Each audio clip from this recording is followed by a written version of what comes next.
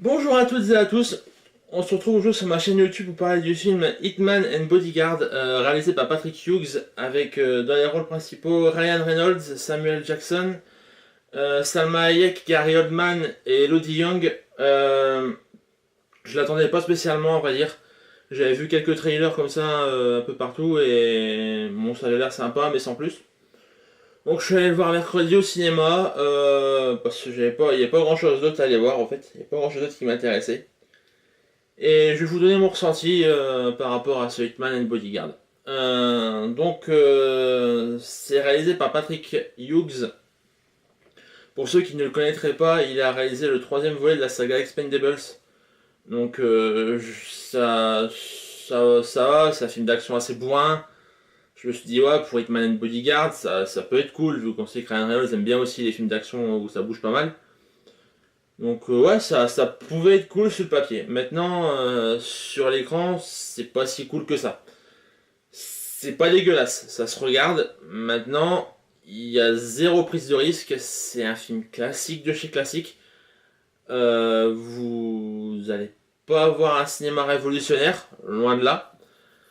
Donc voilà, je vais développer un peu tout ça. Donc le scénario en fait, on suit Michael Bryce, qui est un agent, un garde du corps, qui un garde du corps assez haut gradé qui se retrouve du jour au lendemain à cause d'une mission qui a foiré et rétrogradé dans sa hiérarchie et qui s'occupe maintenant que de petits dossiers sans importance.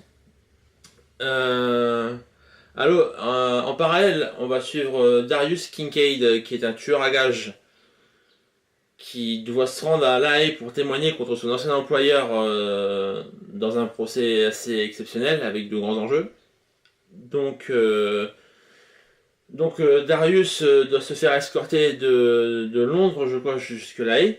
Donc c'est une équipe du GIGN qui s'en occupe. Bien entendu, l'équipe de GIGN se voit tendre un piège par les hommes de l'ancien employeur de Darius, qui veulent tout faire pour l'empêcher de témoigner. Et justement, celle qui s'occupait de gérer les troupes de GIGN dans cette opération se trouve être l'ex de Michael, donc du personnage de Ryan Reynolds. Et donc, voyant qu'elle avait perdu tous ses hommes dans sa première tentative de raid, elle appelle Michael justement pour que ce dernier escorte Darius jusque là afin qu'il puisse témoigner. Maintenant, là où ça va devenir compliqué, c'est que quand Michael se rend compte de qui il doit escorter, il se rend compte en fait que Darius a déjà essayé de le tuer une vingtaine de fois. Donc ça part un peu en cacahuète et la relation entre les deux évoluera au fur et à mesure, mais ça va être compliqué. Ça va être compliqué. Donc voilà, je vous ai résumé en gros le scénario sans trop spoiler. Qu'est-ce que je peux vous en dire? Le point de départ est sympa. Le point de départ est sympa. L'idée de faire collaborer deux rivaux entre guillemets est cool. Maintenant, c'est pas original, vous l'avez déjà vu sans doute dans d'autres films, hein. Donc voilà. Pour ce qui est des enjeux personnels, il y en a quelques-uns, mais c'est assez cliché. En fait, pour Darius, il accepte juste de témoigner pour que sa femme sorte de prison. Donc c'est pas du spoil, hein, ça. Et pour Michael, justement, comme je vous l'ai dit, son ex, il pense que son ex a un rapport avec sa grande mission qui a capoté et qui a fait qu'il se trouve rétrogradé, pardon. Et donc, il lui rend le service d'escorter Darius pour essayer, pas de la reconquérir, mais de reconquérir en gros son grade. Parce qu'elle lui promet, en gros, s'il réussit sa mission, de lui faire retrouver son grade de triple A. Donc voilà. Vous voyez, les deux enjeux perso sont assez proches quand même. C'est pour retrouver quelque chose de perdu. Maintenant, c'est pas ouf. C'est pas ouf du tout. Vous avez dû en voir plein de fois des films comme ça, je pense.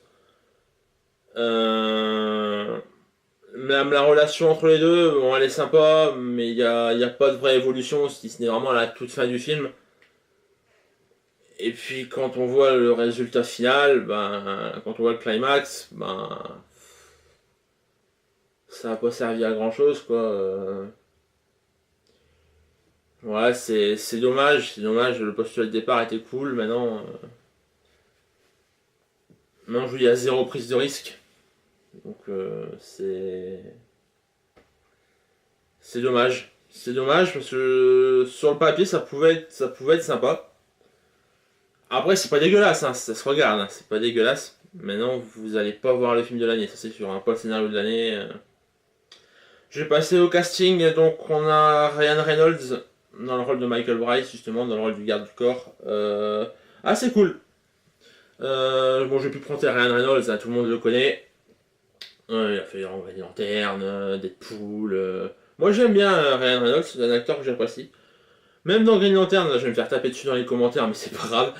Je trouvais il a apporté quelque chose au film. J'aime bien son côté un peu con. Des fois, ça fait du bien de voir des acteurs qui jouent pas toujours sérieux et qui ont un balai dans le cul. Donc, même si le film Green Lantern était une chiotte, hein, on va pas se mentir. Non, mais j'aime bien. Et puis là, justement, ce qui est bien, c'est qu'il joue un personnage à l'opposé de ce qu'il joue d'habitude. C'est-à-dire un personnage assez sérieux, qui a des vrais enjeux et qui est plutôt bien écrit. Et à l'opposé, on a Samuel L. Jackson qui joue donc le tueur à gages, donc Darius Kincaid, qui se trouve être justement le comique de base du duo, mais c'est vraiment du comique archi cliché quoi. Euh, c'est genre tout le long du film, il appelle Michael bande d'enfoirés. Voilà, bon, je l'ai vu en VF, hein, parce que bon, voilà. Donc voilà, tout le long du film, c'est ça, espèce de bande d'enfoirés, des trucs comme ça. Donc c'est vraiment le cliché du black un peu Kaira, qui... C'est dommage, parce que bon, Samuel Jackson, c'est un putain d'acteur, on le présente plus. Maintenant, je trouve qu'il vaut mieux que ce genre de rôle, quoi. Après, c'est peut-être justement pour le sortir un peu de sa zone de confort aussi. Mais ça reste dommage, je trouve. On a Gary Oldman qui joue donc l'ex-employeur de Darius. Bon, on le voit pas beaucoup, mais le peu qu'on le voit, il fait le boulot. Bon, c'est Gary Oldman en même temps, donc je pense que ce mec est capable de tout jouer. Il nous l'a déjà prouvé et il nous le prouvera sans doute encore. On a Salma Hayek dans le rôle de la femme de Darius. Bon, bah, elle sert à rien, un plan de fer, sois belle et tais-toi, quoi. C'est un peu ça. Oh, la descente aux enfers pour Salma Hayek, quand on y repense, c'est violent. Hein. Ah non, non, mais là, pour moi, sa carrière est morte. Hein. Je vais pas vous mentir. Hein. Bon, elle était pas morte avec ce film. Hein. C'est déjà morte bien avant, mais là, ouais, non. Et à l'opposé, pour jouer l'ex de Michael, on a Elodie Young. Donc Elodie Young, c'est une petite actrice française. Peut-être que certains d'entre vous la connaissent. Elle a déjà joué dans... Pour ce qui est film français, elle avait joué dans la suite de Banlieue 13. Elle avait joué aussi dans G.I. Joe, il me semble. C'était pour les US, mais j'ai un doute. Je sais plus si c'est le 1 ou le 2. Je crois que c'est le 2. Je sais plus. Mais ouais, son perso est plutôt cool. Elle le joue plutôt bien, donc ça fait plaisir. Après Sofia Boutella dans Atomic Blonde, Elodie Young dans Hitman and Bodyguard. Plusieurs actrices françaises qui commencent à percer comme ça aux États-Unis dans les grosses sorties, oui, c'est bien. C'est bien pour le cinéma français. Ça peut pas leur faire de mal en même temps. Donc voilà pour le casting. Après les autres rôles, bah, c'est du tertiaire. Il n'y a rien de notable, il n'y a rien d'exceptionnel. La mise en scène, je vais passer vite fait dessus, c'est archi classique, c'est archi banal. Les scènes d'action sont pas trop nombreuses, contrairement à ce qu'on pourrait penser. Celle de fin est cool, vraiment celle de fin est plutôt cool. Il y a une bonne ambiance pendant la scène, c'est bien chorégraphié, c'est bien filmé, c'est... Non, la scène de fin est plutôt cool. Pour ce qui est des autres, bon, bah je vous dis, il n'y en a pas tellement en fait. Il n'y en a pas tellement, ça...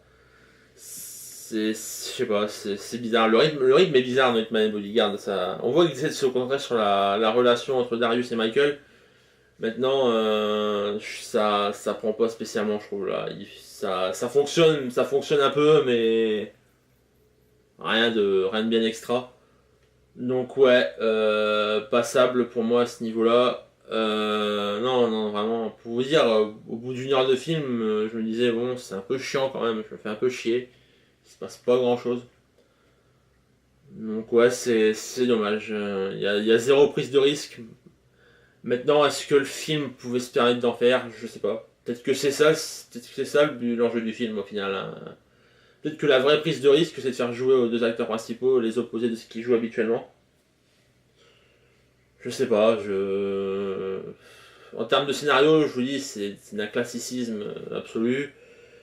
Mise en scène, il n'y a rien de transcendant. Vous pouvez regarder L'Arme Fatale, vous verrez 10 fois mieux. Bad Boys, tous les films de body movie comme ça, hein. C'est. Voilà. Ça révolutionne pas le genre. Après, je vous dis, il y a rien de dégueulasse, hein, c'est pas honteux, c'est pas mauvais en soi, hein. C'est juste banal, quoi. Moi j'ai vu le film, je suis sorti de la salle, bah, je l'ai sapé, quoi, quasiment. Pour là, je vous dis, je l'ai vu mercredi, on est vendredi quand je tourne cette vidéo. Et je m'en souviens plus des tonnes, quoi. Et puis j'ai pas spécialement envie de m'en souvenir parce que ça m'a pas marqué, c'est pas un grand moment de cinéma. Mais bon, c'est pas grave, il y a des films comme ça, comme je vous le dis, c'est pas honteux, ça se regarde, ça se voit une fois, mais peut-être pas au cinéma.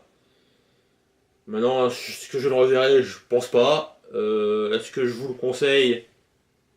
Si vous aimez bien ce genre de film, ouais, ça vous divertira, on va dire. Mais c'est tout, quoi.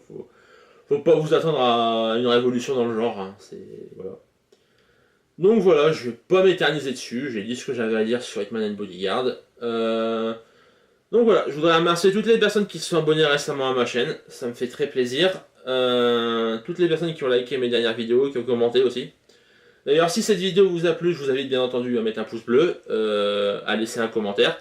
Si vous avez vu le film, n'hésitez pas à me dire ce que vous en pensez. N'hésitez pas à me dire si ça vous donne envie de le voir ou justement de ne pas le voir. Donc voilà, dans la barre d'infos, je vous mets comme d'habitude mon Facebook, mon Twitter et mon blog. Moi, je vous retrouve la semaine prochaine, donc ce sera sans doute mardi, je pense. Je sais pas trop encore ce que je vais aller voir. Je sais qu'il y a Seven Sisters qui sort mercredi. Ça, c'est sûr, je vais le voir parce que je l'attends grandement. Mais ouais, ce sera peut-être Overdrive ou peut-être Annabelle 2 si j'ai la motivation, mais de ce qu'on m'a dit, ça vaut pas le coup. Et à vrai dire, j'ai pas trop envie d'y aller, donc je pense que ce sera peut-être plus Overdrive. Mais là aussi, je m'attends pas à des merveilles. Donc voilà, moi je vais vous laisser. Sur ce, je vous souhaite un bon week-end et qu'on se retrouve donc la semaine prochaine pour une nouvelle vidéo sur le cinéma. Ciao!